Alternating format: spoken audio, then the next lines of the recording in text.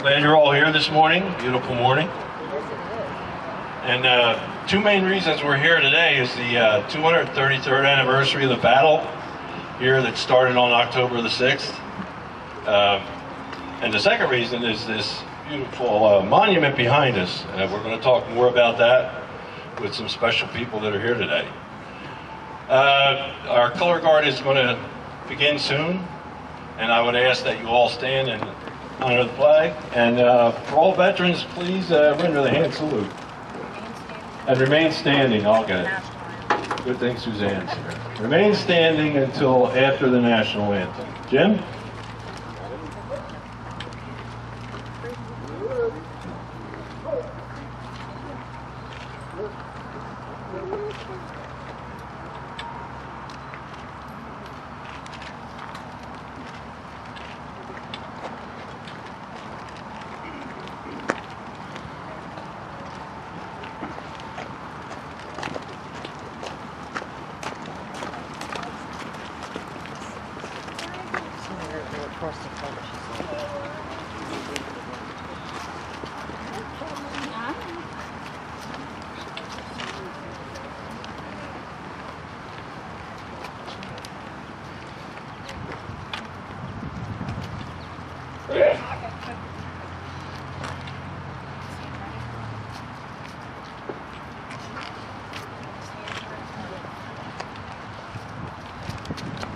Our invocation will be given by Betsy Naylor, chaplain of the DA.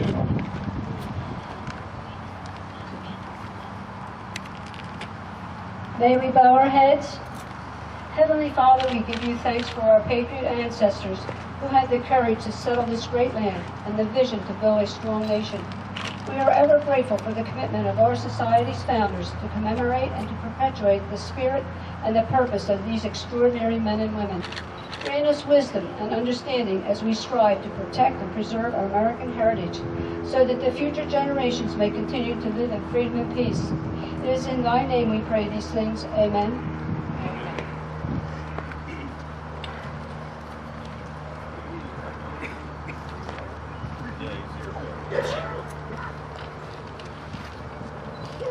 We're now going to do the Pledge of Allegiance.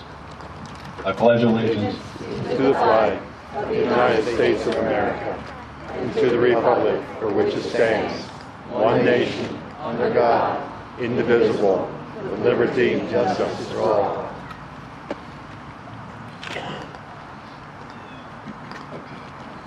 The American Creed. Suzanne? It's on the back of your program. I believe in the United States of America as a government of the people, by the people, for the people, whose just powers are derived from the consent of the governed. A democracy and a republic, a sovereign nation of many sovereign states, a perfect union, one and inseparable, established on those principles of freedom, equality, and justice and humanity, for which American patriots sacrificed their lives and fortunes. I therefore believe it is my duty to my country to love it, to support its Constitution, to obey its laws, to love its flag, and to defend it against all enemies. And now we're going to have my friend Shirley Trost and the Seasoned Singers take center stage.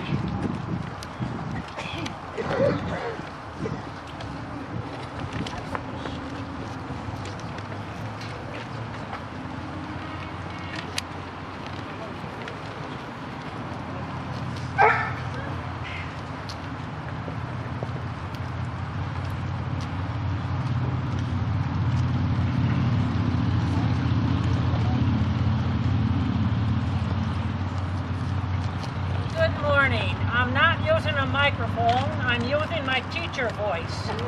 And I think you can hear me. If anyone can't, let me know. My name is Shirley Trost. I am not the director of this fine group. The director is on a cruise with his wife. And he asked me to do it. I said, all right, I will. And I want you to know that we have a much larger choir than this in Four Seasons. But I am so happy that these people were able to come and sing for you. I am also glad that you included us in this fine celebration. Thank you so much.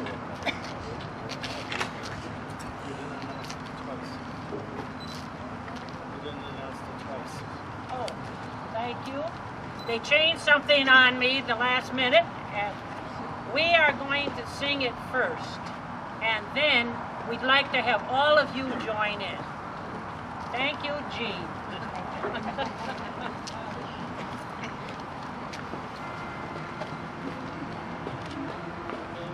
Oh, say, can you see by the dawn's early light what so proudly we hailed at the twilight's last gleaming, whose broad stripes and bright stars through the perilous fight o'er the ramparts we watch, were so gallantly streaming, and the rockets' red glare, love bursting in air, gave proof through the night that our flag was still there. Oh, say does that star-spangled banner yet wave o'er the land of the free and the home of the brave? All right, you're all going to join us now. I'll give you your note. Let's see how much we are in tune, shall we? Oh, say can you see By the dawn's early light, what so proudly we hailed at the twilight's last gleaming, whose broad stripes and bright stars through the perilous fight o'er the ramparts we watched, were so gallantly streaming, and the rockets' red glare, the bombs bursting in air, gave proof through the night that our flag was still there. Oh, say does that star-spangled banner yet wave o'er the land of the free and the home of the brave? Bravo. Thank you. Thank you, Shirley and the season center. They're all my neighbors, by the way.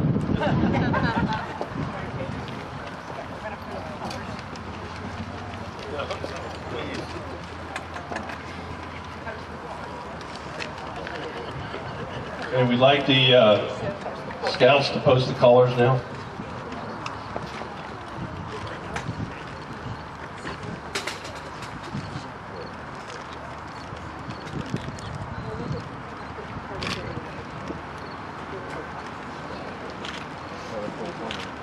Everyone may be seated now, please.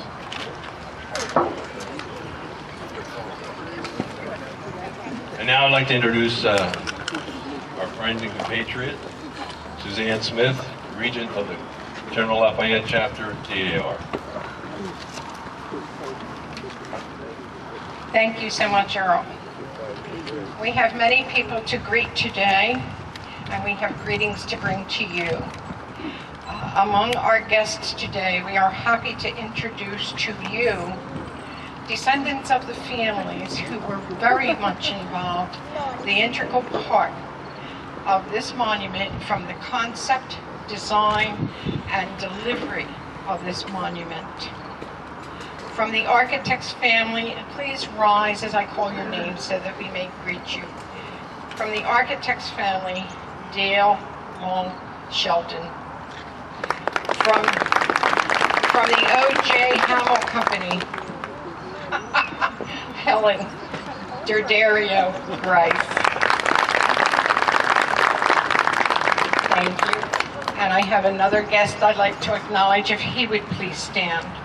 Some of the names we've heard so frequently are legend in this area, and that is Mitty Skull Gardner, the DAR chapter member, who was a mover and shaker, and her husband, Honorable John J. Gardner. And we have their great-grandson today with us, Mr. Charles Gardner. Thank you. At this time, I'd like to read you greetings from our state regent, Diane R. Graves, who was quite busy at the National Board meeting in Washington today. On behalf of the New Jersey State Society of the National Society of Daughters of American Revolution, it is my pleasure to extend to you warmest greetings. 100 years ago, a monument was erected to memorialize the Battle of Chestnut Neck on October 6, 1778, and in particular, the burning of the little town by the British during the Revolution. As we are reminded to those events, let us never forget the sacrifices made by those brave patriots in defense of the freedom and liberties that we enjoy today. My very best wishes for a most successful and enjoyable event. Diane Clark R. Graves, State Regent.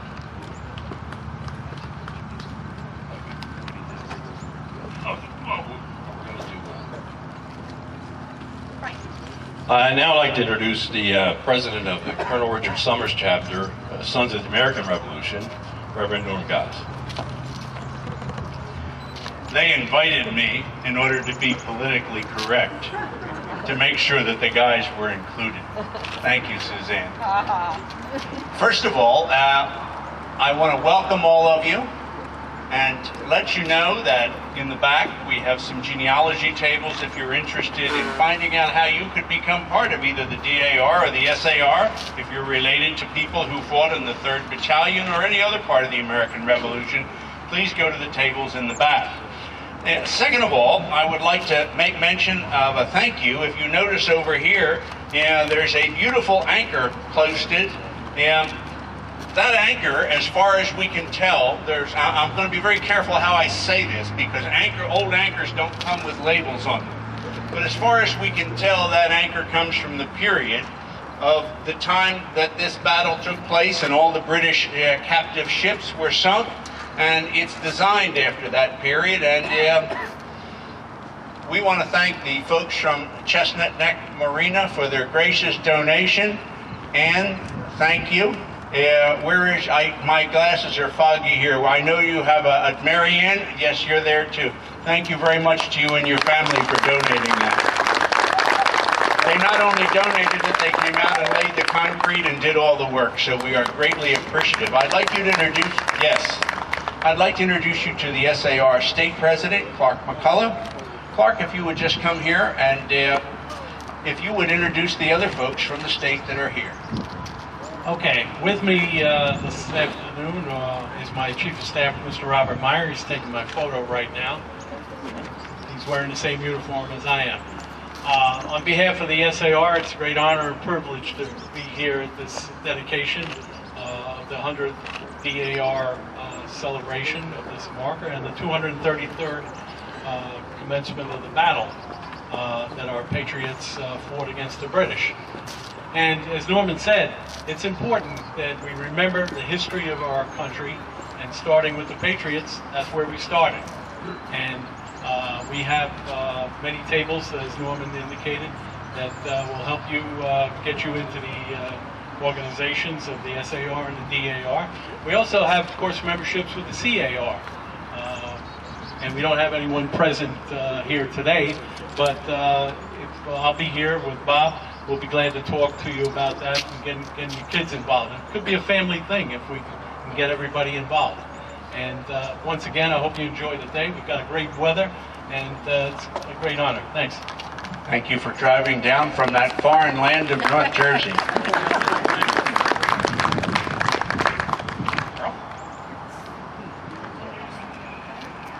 Who am I introducing? Oh, Bob. You introduce Bob. Bob, come up here.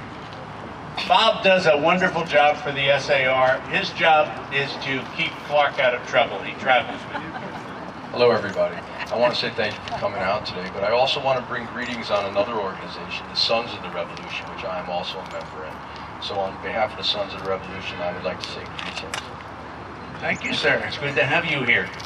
Earl, I think. Yes, I'd be happy to introduce him. He almost needs no introduction at all. He is Mr. History of Port Republic, one of the finest duck carvers I've ever seen in my life. He has a 1920s or so gas station rebuilt in his backyard, and ever since Noah and the flood ended, he has been the mayor of Port Republic. I would like you to welcome Gary Giverson.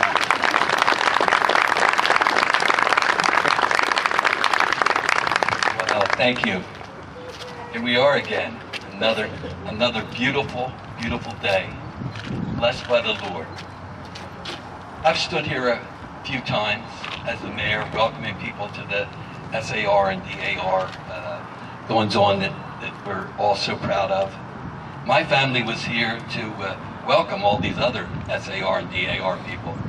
My blood goes back to the 1637 date, right here, and my family is related to about 5 or 6 different families that also lived here in Chesapeake at its origin.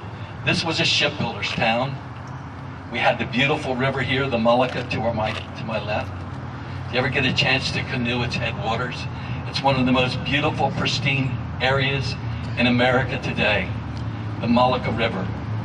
Our beautiful Atlantic County is bordered on the north by the wonderful Mullica, on the south by the Great Egg Harbor River, to the east, the wonderful Atlantic Ocean, to the west, the most fertile farmland in America today.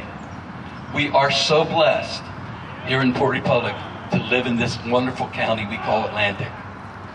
It's a really, really honor for me. I've stood here before and tried to reminisce and tell people I can smell the sulfur from the black powder. My heart is shaking as I hear the pounding of the cannon.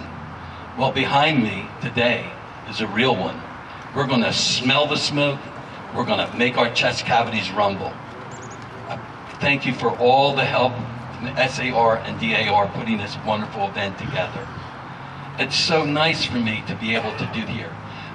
Congressman Lou Bionda was not able to come, and he asked me to read this portion of his address. I am pleased to have the opportunity to congratulate you as you celebrate the 233rd anniversary of the Battle of Chesapeake and the 100th anniversary of the Militiaman Monument. Both the battle and the monument serve as a reminder of the trials and tribulations faced during the American Revolutionary War. It is important to understand the vital role of Chestnut Neck and to the brave militiamen who fought so gallantly to protect our land. Thank you for your continued efforts in the preservation of our nation and community's history. Sincerely, Frank A. Lubionda, Member of Congress.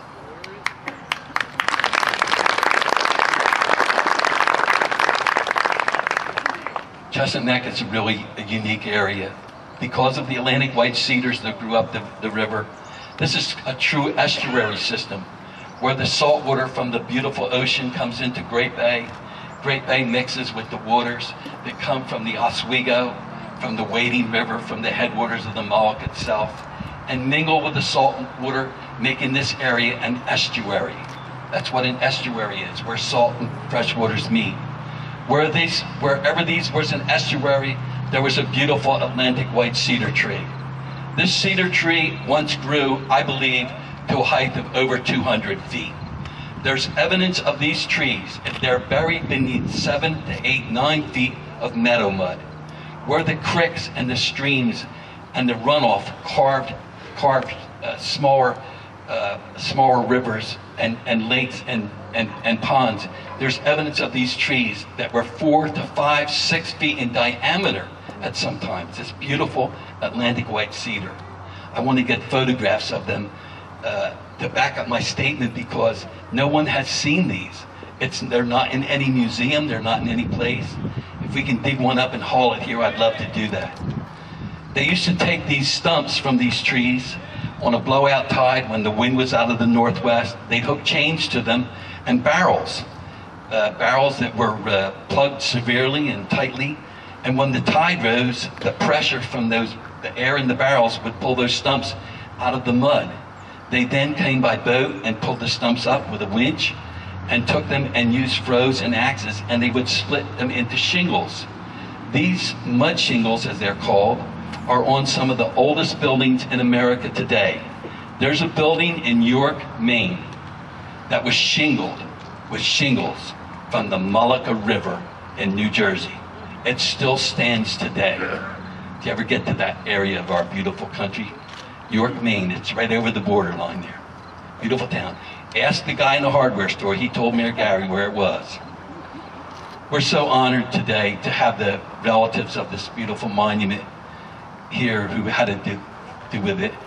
We had the original blueprint that was made by the architect and given to the people who put the whole thing together. This monument came in by the railroad, the old Port Republic Railroad, they called it. It was at Moss Mill Road and Great Creek Road. That Great Creek Road had the Brigantine Railway there. And there was a train station there, and it was known as the Port Republic Station. And they met the train and unloaded it onto horse and wagons, and it was brought up. People say to me, why in the world did you put the monument with its back facing the road? You're setting in the road. This is Route 9 you're setting in. Route 9 came through Port Republic, swept around here. You can look right down that road and see right into Port Republic.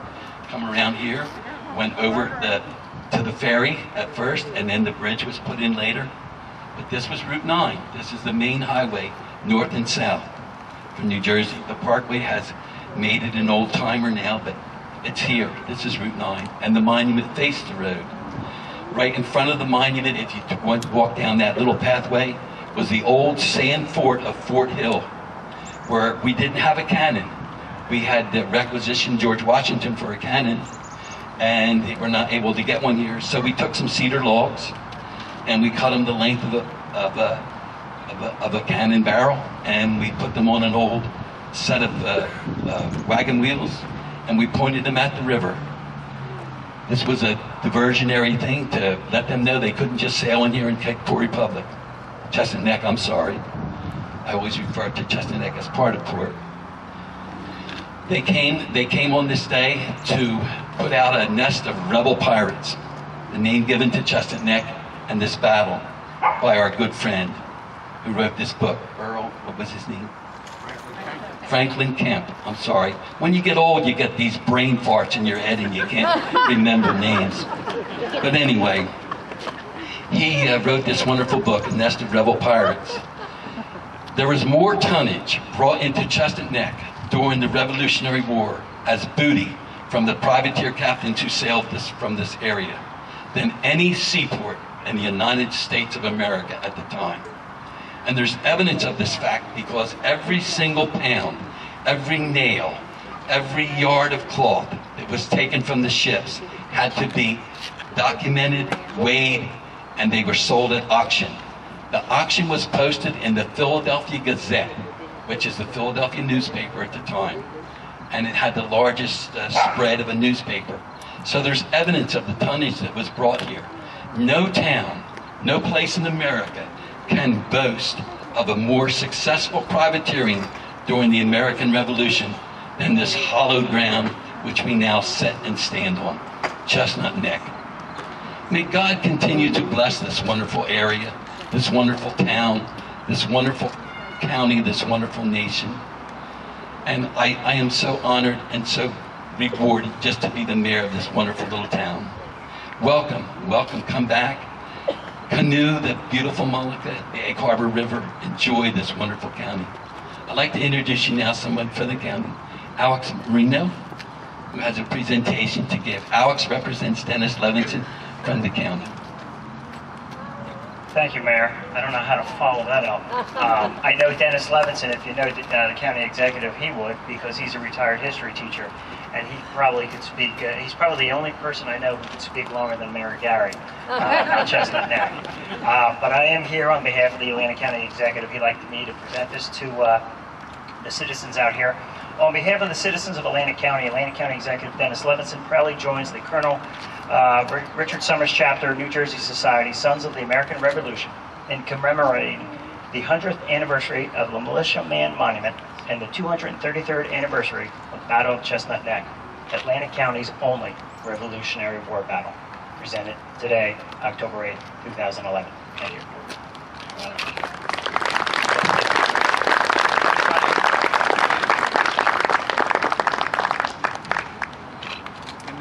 Websites, we must have pictures, you know. Thank you very much. Thank you. If I could just add something to what Gary said very briefly. First of all, the Franklin Kemp's book, A Nest of Rebel Pirates, is available at the Batstow store, and it really is a treasure to read. We have, since he wrote, we have uncovered 30 pension applications handwritten in 1832 by the soldiers who were here. And so we have been able to add to it. There will be an article in that first-person kind of mindset appearing in the Atlantic Heritage Center Journal, which comes out in February, that I have a deadline on getting done by the end of the month. What I want to say to you is, when you come here and you think of the British coming, and then you think of the American militia retreating back through port and over to Leeds, you say, why? Because they were ordered to do so. Washington's policy is you do not lose hundreds of good soldiers on a battle that you can't win. He thought that both stupid and immoral. I think he was right. And so when the British came in, they were serious. They didn't come in 2 rowboats. They sent almost 2,000 troops between Navy and Army to take this little port. This was feeding Washington in Valley Forge. When they found out it was happening, Washington immediately ordered Pulaski to come in from the north with his legion, and Colonel Proctor to come in with artillery, and 400 or 500 more people from the western Gloucester County militia to come in from Haddonfield. But the British generals were very serious. They wanted to make sure Washington didn't come in here and save Chestnut Neck. And so they ordered their great general, Cornwallis, with between 5,000 and 6,000 British troops to immediately cross the Hudson into New York for no reason other than to lock Washington in place. So great was the importance to not only the British generals, but the order to attack here came all the way from London itself, from Lord Germain. And so when you sit here, you are looking and seeing a place where more damage was done to British economic interests than just about any other place on the east coast of what we now call the United States.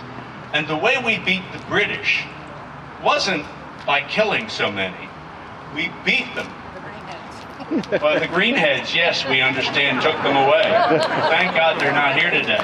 But we beat them by destroying part of their naval economic system. And so we want you to feel that today, and we hope that you will come and think. You'll come out here once in a while.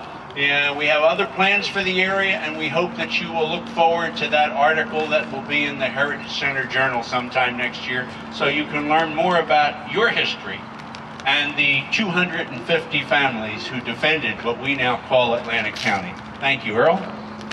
Suzanne. Thank you so much.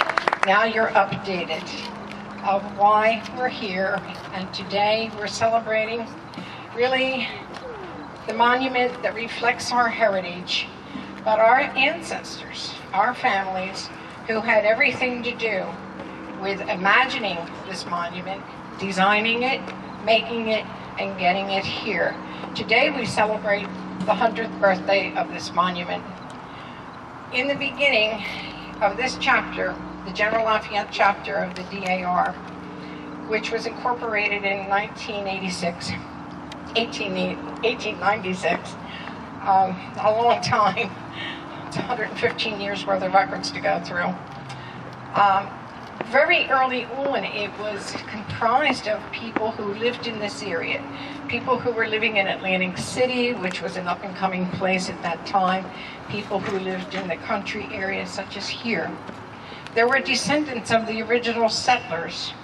The families' names you know, the Risleys, Clark, Higby, Conover, Collins. Who are some of the, Strickland is in here too. There were Champions, Smith family. There were so many Smiths. I don't think we have them all untangled yet. But the ladies who were involved in starting this chapter were descendants of those patriots. They had accumulated a lot of history, a lot of records, a lot of research. And very early on, they were making trips back here to the area now is Chestnut Neck and Port Republic, visiting the old family homesteads. In 1901, there was a postcard sent out to the members, inviting them to join the chapter on the train from Atlantic City to Pleasantville, where then they would be taken by coach to Chestnut Neck. That was 1901. There were no plans yet for this monument, but they knew this area. They held it sacred. In 1906, there were some people that were very influential in beginning to prepare for this monument. There were 3 commissioners appointed by the state. One was Miss Sarah Doughty, who was the chapter regent. She was, of course, a granddaughter of the Patriot Doughty. She did not marry and had no children. She was very faithful in all the organizations and to this organization. The second commissioner was Mrs. Mittie Skull Gardner, married to John J. Gardner, who was a very influential businessman, politics, and he knew people. They were the movers and shakers in the area. And then there was the family, the wife of Judge Joseph Thompson. These 3 chapters are the ones who really had the foresight to begin planning. And so these women, with their influence, and maybe a little nagging, got their husbands to support them in the idea of getting this monument erected. And that involved a lot of moving around legal things. The property had been in the family of the, from Bud in the West Jersey Society to the Adams family, then on down to some of the Matthews, and it became later Mathis, and then eventually in around 1885, the French family. Also the Johnsons, who were, their family, their homestead was very nearby. In 1906, there was an agreement from the French family to donate this piece of land to the chapter with the condition and a reverter clause in the deed. They had 5 years specifically for the purpose of erecting a monument. And if the chapter did not get it done in 5 years, the property reverted back to the French family. There was a lot of business between 1906 and 1911. How you're going to go about fundraising, transferring the title from the French family to Mittie Skull Gardner, and in essence then to her husband, John J. Gardner. Then in order to raise funds, it had to be legally transferred to the chapter, this property. So a lot of it went on. The first application to the state of New Jersey to appropriate funds, state Congress did not vote it. They did not grant the funds at all. However, we had a friendly governor who was known to the people in Atlantic City. So the second year, the request was made to the state for $5,000 for the funding, and then it was granted. So that is the beginning of planning for this monument. At this time, I'd like to take a moment, though, and ask Mr. Charles Gardner to come here just for a moment, not to speak, but I would like to introduce him again to you because your ancestors were such a big part of getting this whole project going. and I appreciate it so much. I have something to present to you from the chapter.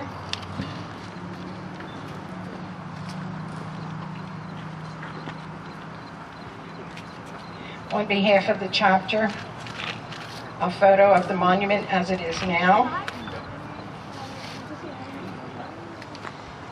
And I also have for you a set of application papers for the DAR. You need to give it to your daughter because she has many patriots. Thank you so much.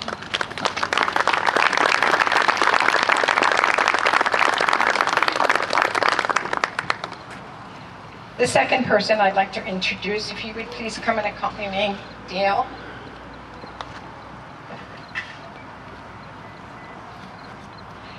Once the idea for this monument and the funds were guaranteed, the next logical step was, we need a designer. We need an architect. We need someone of renown, because this is to be a grand piece of work. And at that time, another well-known person in the Atlantic City, Atlantic County area was Mr. Scott Long, who had a long history, experience, art, sculpture, monument making. And he was the natural person, the go-to person for the design. Mr. Scott Long was born in 1878 in Huntington Valley, Pennsylvania, and not far from Harrisburg. He was the oldest of 5 children. His father was a farmer in the area. The ancestors of that family go back to France and Germany. Sometime in the 1880s, the Long family relocated to the Dakota Territory. And I believe that was the time when families were offered, if they would go west and stay a certain amount of time, they would be granted title to property. The railroads were here. They wanted the country to expand. So the company's ancestor, Mr. Long, they did go to Dakota. He was still a young boy, but he told his family and his granddaughter the stories of seeing Chief Sitting Bull when he was a little boy. And as Dale would say, who would imagine that you could see Chief Sitting Bull and at the other end of your life see a man on the moon? This was part of the heritage. Mr. Long's family relocated to Pleasantville, and they set up a long business relationship with the O.J., which was associated with the Atlantic City Cemetery. And these two partners built a business, sheds, workshops, architects' drawing rooms, a room for every special act to design. And it was a long business relationship that many monuments from the northeast coast of New Jersey down to Florida, there are monuments that were designed by Scott Long. One of those monuments that is very similar to this, and I don't recall seeing it, but I'm going to visit it soon, in Valley Forge Park. When it was declared to be a national park, the states that were the original 13 colonies were each invited to erect a monument. There were only 3 states that did that. New Jersey was one of them. So one of the designs, monuments similar to this one, drawn and executed by Scott Long. So we have many things to thank him for. He was a mayor of Pleasantville for a while. He was a school teacher. He was a consummate artist in many media. He could draw and paint in all different surfaces, and mostly remembered by his granddaughter Dale. When she would get out of school, would walk over to where he was working, and it was a daily ritual that he would take her to Genoa's Diner and order 2 of the regular, which was milkshakes and Oreo cookies. I would like to thank you so much. Dale drove this morning from Rehoboth Beach all the way up and around the Washington Memorial Bridge because the ferries don't run that early in the day. And on behalf of the chapter, I would like to tell you that there will be future sharing of information to you and your family.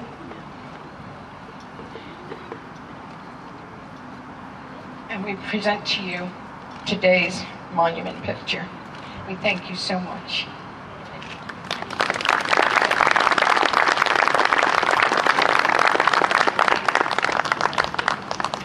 stage of the monument, of course, was then, once the design was made, who is going to do this? Who are going to be the cutters? Well, there was only one natural choice, and that was the O.J. Hamel Company, right here, of course, doing business with Atlantic County and city and the government people. So we have the great-granddaughter of O.J. Hamel. We have Helen D'Addario Grice to tell us about the Hamel Company. The one thing that I found really beautiful about planning for today is these descendants, although they knew the names of the other involved, they had never met. So you have been introduced to one another today, and I am really thrilled to be part of that. The other thing we found out from talking with these families is that there is very little papers or history, very little records that were left to these descendants, unfortunately, because when the companies were sold, the records went with them. And in finding out that there's very little resources the family have on this monument, we pledged that we are going to work with them to try to develop a little scrapbook and share as much as we can about Chestnut Neck with you, so that you can have that for your family. At this time, Helen's going to tell you about O.J. Hamel. Thank you, Suzanne. Thank you. Good morning. Is it still morning? It's still morning. And I will say thank you for that. I'll say on behalf of the Long family and the Hamel family, that's wonderful too. The paperwork may not be there for what went on with erecting this monument, but I can tell you it was a regular part of what I heard in my family. My grandmother, Helen Hamel Jones, and her father, O.J. Hamel, were very, very proud of this monument. And I can tell you I spent many a hot greenhead buggy summer day stopping here on our way to the new Gretna house, if anyone remembers that, where my grandmother loved to eat, and we could not go by this monument that we did not stop. And I actually find myself to this day going up Route 9, and many a time I swing through here because I know they'd be upset if I didn't drive through. But it's a really great heritage. It's a wonderful monument. My great-grandfather was so proud to have been involved with this, and I'm quite sure it was at the urging of his wife, Grace Underwood North Hamel. She was a member of the DAR, and I know that one of those nagging wives was her as she got him to participate in this project. O.J. Hamel Company actually started as a marble yard in Absecon. The marble yard was located at Cherry Court and Station Avenue. Now, you may not know what Cherry Court is, but it's that street that looks like an alley that goes behind the First National Bank of Absecon on New Jersey Avenue and comes out at the turn on Station Avenue. And there was a marble yard that was established there in 1866, which was actually the year that O.J. Hamel was born. It had several different owners. It actually was owned by a cousin of his, Frank Hamel, and in 1888, I believe it was, O.J. Hamel took over the company. He moved the marble yard just a few years later down to Shore Road and West Jersey Avenue, I believe it is, in Pleasantville. And it was just a few years after that that they purchased the land in what is now the center of the Atlantic City Cemetery and built a huge showroom, office, factory, stable that was totally state-of-the-art at the time. They had been using marble up to that point in time. If you've ever been through an old cemetery in any state on the northeastern coast, you know marble doesn't hold up. It's a soft stone. And they were switching over to granite, and they needed the tools to do the job. So he invested in gas engine-powered pneumatic chisels and drills and a sandblasting room, which I remember as a little girl because I was forbidden to go anywhere near it. We used to love to explore in the old shop when we were kids. My parents figured that there was nothing we could break except ourselves, so they kind of let us go. You can't break a whole lot of stone except yourself. We crawled stones out in the shore yard, and we're in and out of the factory that was attached to that building. It was really a very interesting building. Scott Long had joined O.J. Hamel in 1899 and was instrumental in helping him design the factory. It was quite interesting. They built it right on the railroad. They had huge doors that would open on either side of the factory, and they designed a winching system that used to slide out from the side of the building over the flatbed railroad cars that would come down with huge blocks of granite, 2 to a flatbed car, so you can imagine the size of them, and would winch them up and take them into the factory where they were cut into the markers and monuments that were used in the cemeteries in this area.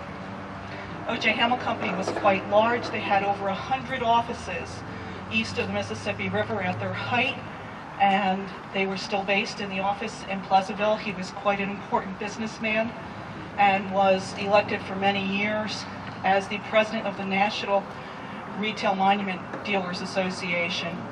He was quite proud of that. My great-grandmother, Grace Underwood North Hamel, was a descendant on 2 different lines, the Underwood line and the North line, from Patriots in the Revolution. And I can tell you that I was very surprised and quite pleased when I went to Boston a number of years ago to actually come across her North ancestor's grave in a cemetery in the center of Boston. In fact, it's the same cemetery where Paul Revere and Sam Adams are buried. I took a million pictures, as you can imagine. So I'm just telling you, my family's always been very proud of this monument. It's not the biggest one they ever built. It's not the most beautiful in some people's eyes. It's not the most well known. But I have to tell you, my mother was talking to me last night. She was telling me about when she used to come up here with her grandfather, and she said he never visited this stone, that he didn't stand next to it and run his hand across the stone and have a special little look in his eye. So I can tell you, it holds a very special place in our hearts. Thank you for celebrating today with us.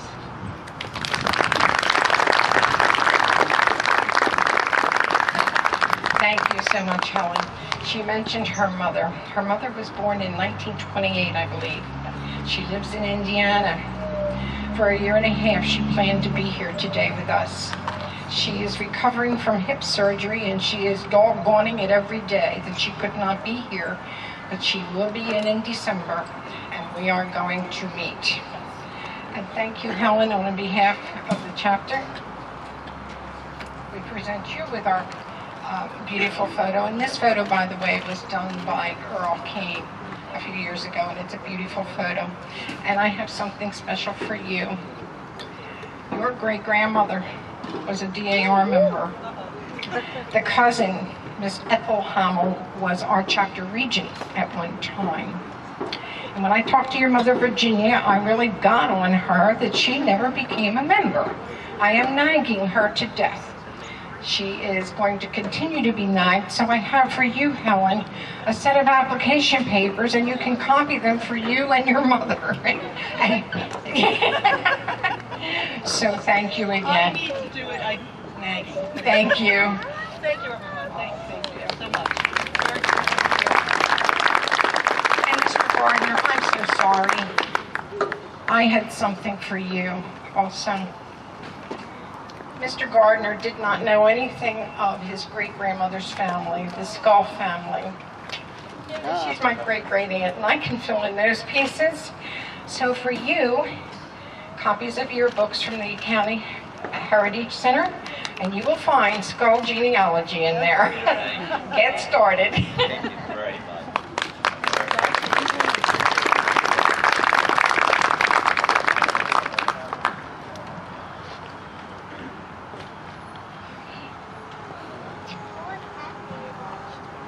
At this time, we are going to close this part of the ceremony. We will remind you that at about 12:30, Cub Pack 21 will have a formal flag retirement ceremony right here in the back, and we ask that you could please join us for that. And we will be here for you to peruse the tables. I want to point out there's a few things for sale: the food cart, the popcorn bags. I think there's cupcakes. But on the DAR table, you're going to find some things of historic interest. For the donation of $1, you can pick up a laminated bookmark of the SAR, which lists the grave sites, cemetery sites of some of your patriots here. And the DAR bookmark has a list of all of the New Jersey patriots from General Lafayette chapter. We have blueprints of the monument, copies of the blueprints. And we have them in 2 different sizes, and they are for sale also, to hopefully start raising funds for us to preserve the surroundings of this monument. Thank you. Thank you, Susan. There are records that the DAR have here. They know where this marble came out of the ground from. There's an unbelievable history to this, and I have copies of it for your 2 families. That the DAR was gracious enough to allow me to have reprinted and copied. So before you leave today, I will make sure they're in your hands because you certainly deserve them. And thank you, Susan and SAR and DAR for this wonderful, wonderful presentation. Anyone that can stand here and quote history like you just did, Susan, without a marker with the names and everything, I'm just in awe at your wonderful memory. And may God continue to bless both of your organizations who mean so much and keep the heritage of the sons and daughters of the American Revolution in all our hearts. May God continue to bless us. Thank you and enjoy. Yeah, I'm going to, I'd like to relieve the color guard now. You guys are ready?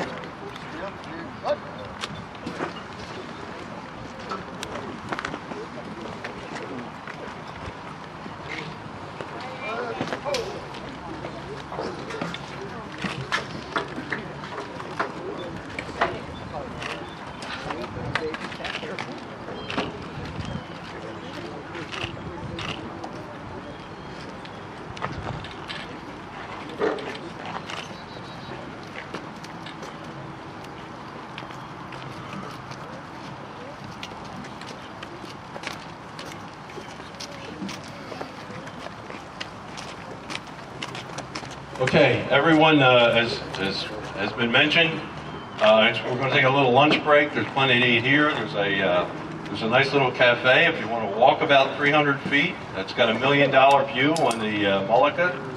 And we have, after you've eaten, we have porta potties back there. There is a 5-minute limit. And if you've picked up any brochures from the SAR table and you take them in, just please keep them. But we'll see you back here at 12:30. Thank you.